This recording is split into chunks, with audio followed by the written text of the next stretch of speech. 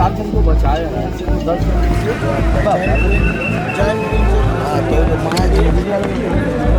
আপনার প্রাক্তন মেয়রের সই আছে এতে, কাউকে ছাড়া হবে না। এই প্ল্যানটার ব্যাপারে আমার কোনো আইডিয়াই নেই, যেটা ভেঙে পড়েছে। একদম অ্যাক্টের প্রভিশনে স্ট্রেট বলা আছে, under the control of honourable mayor. অবশ্যই পলিটিক্যাল যারা বস ছিলেন তাদের দায়িত্ব বাড়বে। कितना आदमी इसमें चपा के अंदर में है, आवाज कर रहा है, सब चिल्ला रहे हैं। ইনতে ফুলে পুরো চেপে গেছে। একটা সই ঘিরে যত কাণ্ড, তারাতলা বিপর্যয়ের পর একাধিক প্রশ্ন নির্মাণ নকশা এবং অনুমোদন নিয়ে ঘরে বাইরে বিতর্কের মুখে সদ্য প্রাক্তন মেয়র ফেরাদ হাকিম। 24 জুন 2026 তারাতলায় একটি নির্মীয়মান গুদাম আচমকাই ভেঙে পড়ে। ভেঙে পড়া স্তূপের তলায় আটকে পড়েন শ্রমিকেরা। নিহত হন 16 জন শ্রমিক, আহত বহু। শুরু হয় তদন্ত। গ্রেফতার করা হয় নির্মাণ কাজে জড়িত 6 জনকে। জানা যায় প্রায় 20,000 বর্গফুট এলাকার ওপর তৈরি গুদাম ঘরটির নির্মাণ কাজ চলছিল গত 1.5 বছর ধরে। আর সেই নির্মাণের নকশায় চূড়ান্ত ছাড় দেওয়ার অভিযোগের তীরে বিদ্ধ প্রাক্তন মেয়র ববি হাকিম। 2025 20 নভেম্বর মিউনিসিপ্যাল বিল্ডিং কমিটির বৈঠকে গুদামের নকশায় ছাড়পত্র। মিটিং নোটে উল্লেখ, নকশায় বিল্ডিং রুল সেই অর্থে ভাঙা হয়নি। গুরুত্বপূর্ণ শর্ত, বিল্ডিং বিভাগের মেয়র পরিষদ অথবা মেয়রের অনুমতি ছাড়া ছাড়পত্র কার্যকর হবে না। মিটিং নোটে সই করেন ফেরাদ হাকিম, যিনি ছিলেন একাধারে মেয়র এবং বিল্ডিং বিভাগের দায়িত্বপ্রাপ্ত।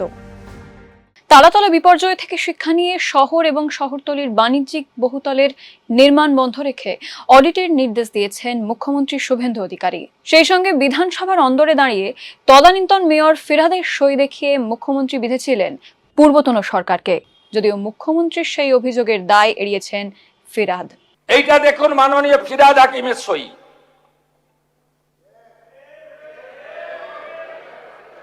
দেখুন আপনারা কিভাবে স্ট্রাকচারে ডিফেক্ট থাকা অবস্থায় ফল্টি প্ল্যান অ্যাপ্রুভ করেছেন। সদ্য প্রাক্তন মেয়রের তারাতলা কাণ্ডে ভূমিকা নিয়ে মুখ খুললেন কলকাতার 2 প্রাক্তন মেয়র শোভন চট্টোপাধ্যায় এবং বিকাশ রঞ্জন ভট্টাচার্য। আমি কিছু জানি না বললে হবে না। তোমার রেজিগনেশনের দিনের সময়ের আগের থেকে যদি কিছু হয়, কোনো কারুর অথরিটি নেই যে উইদাউট ইওর ইনস্ট্রাকশন এটা হয়েছে, এবং এই ইনস্ট্রাকশন যে কি প্রসেস এবং প্রসিডিউর হতে পারে আমি জানি। দায়িত্ব এড়িয়ে যাচ্ছেন কেন? মেয়র হিসেবে তার কিন্তু এই অধিকারও নেই, দায়বদ্ধতা নেই যে কোনটা বিল্ডিং স্যাংশন হবে কোনটা হবে না। এক্ষেত্রে যদি মেয়র সই করে থাকেন, সেখানে প্রশ্ন উঠবে যে তার সই করা প্রয়োজন হলো কেন।